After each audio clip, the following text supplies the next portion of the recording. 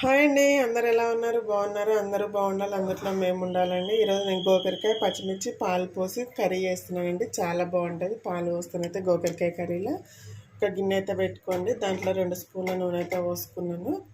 Cooker పెట్టుకున్నానండి. ఇలా water అనేది ఏమి వేయం కాబట్టి త్వరగా మగ్గిపోతుంది. కుక్కర్లో అయితే నూనె అయితే వేడైంది. కొద్దిగా ఆవాలు వేసుకుంటున్నాను.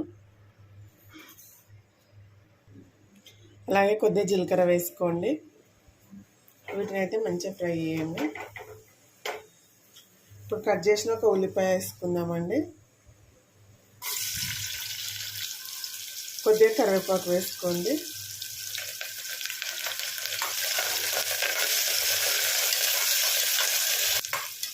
చూడండి, ఉల్లిపాయ అయితే ఫ్రై అయ్యిందండి. ఇలా ఫ్రై అయితే సరిపోతుంది.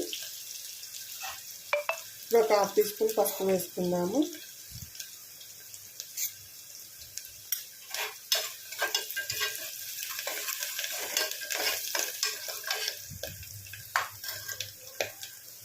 కొద్దిగా అల్లం వెల్లుల్లి పేస్ట్ వేసుకోండి. నేను పచ్చిమిర్చిలో వెల్లుల్లి 2-3 వేసి మిక్సీకి వేసుకున్నానండి.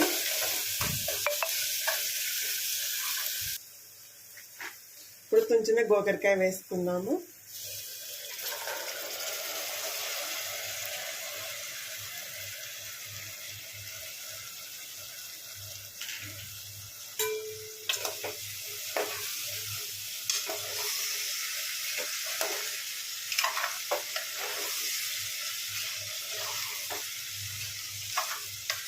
ఓకే అండి, అంతా మంచిగా కలుపుకున్నాం కదా. ఇప్పుడు మూత పెట్టుకొని ఒక 5-6 నిమిషాలు నూనెలో మంచిగా ఫ్రై చేసుకుందామండి గోకరకాయనైతే.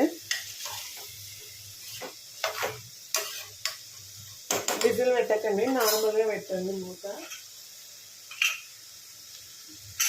ఇలా పెట్టుకోండి, సరిపోతుంది. విజిల్ అనేది అస్సలు పెట్టుకోండి. కూర అనేది టేస్టీగా ఉండదు విజిల్ వస్తేనైతే.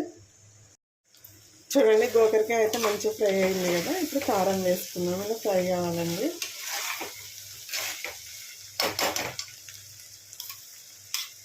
పచ్చిమిర్చి, ఉప్పు, కొద్దిగా వెల్లుల్లి వేసుకొని మిక్సీకి వేసుకోండి.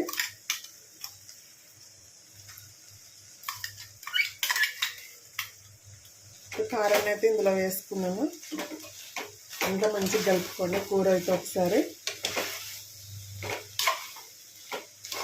చాలా టేస్టీగా ఉంటుందండి కూర అయితే. పాలు పోస్తాం కదా, టేస్ట్ అనేది మరింత రెట్టింపు అవుతుంది.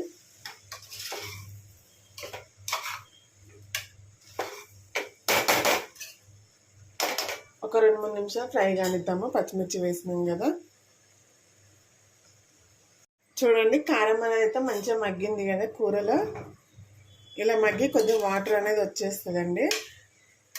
అప్పుడు మనం చిన్న గ్లాస్ పాలు పోసుకుందాము. ఒక చిన్న టీ గ్లాస్ పోసుకోండి. మీకు ఇంకా కావాలంటే ఎక్కువైనా పోసుకోవచ్చు అండి, కానీ కర్రీ అనేది తీయగా వస్తుందండి. టేస్ట్ అంతా బాగోదు. చపాతీకైనా రోటీకైనా చాలా టేస్టీగా ఉంటుందండి కర్రీ అయితే.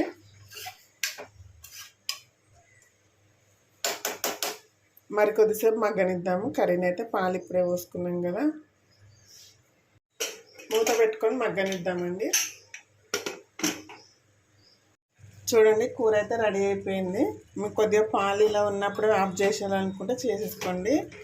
లేదు అంటే మాకు మొత్తం గట్టిగా కావాలనుకుంటే ఈ కాస్త పాలు ఇట్లా మొత్తం ఇంకిపోయే వరకు ఉంచుకోండి. నేను రైస్లెట్ చేస్తున్నాను కాబట్టి ఈ మాత్రం పాలు ఉన్నప్పుడు అయితే ఆఫ్ చేసేస్తున్నానండి. కొద్దిగా ధనియాల పొడి వేసుకుందాము. ఒక 1/2 టీ స్పూన్ ధనియాల పొడి వేస్తున్నాను. మీ దగ్గర కొత్తిమీర ఉంటే వేసుకోండి, వేసుకోకపోయినా పర్లేదండి. మనకు ఉప్పు కారం కరెక్ట్గా ఉందంటే కూరలు టేస్టీగా ఉంటాయి. లేదు వేయకున్నా సరేనండి. కొత్తిమీర వేస్తేనే టేస్ట్ అనేది ఏమి ఉండదు. ఓకే అండి, గోకరకాయ పాలు పోసిన కూర అయితే రెడీ అయిపోయింది. మీకు వీడియో కనుక నచ్చినట్టయితే ఒక లైక్ చేయండి, షేర్ చేయండి. అలాగే మన ఛానల్ని సబ్స్క్రైబ్ చేసుకొని సపోర్ట్ చేయండి ఫ్రెండ్స్. ఓకే మరి, బాయ్.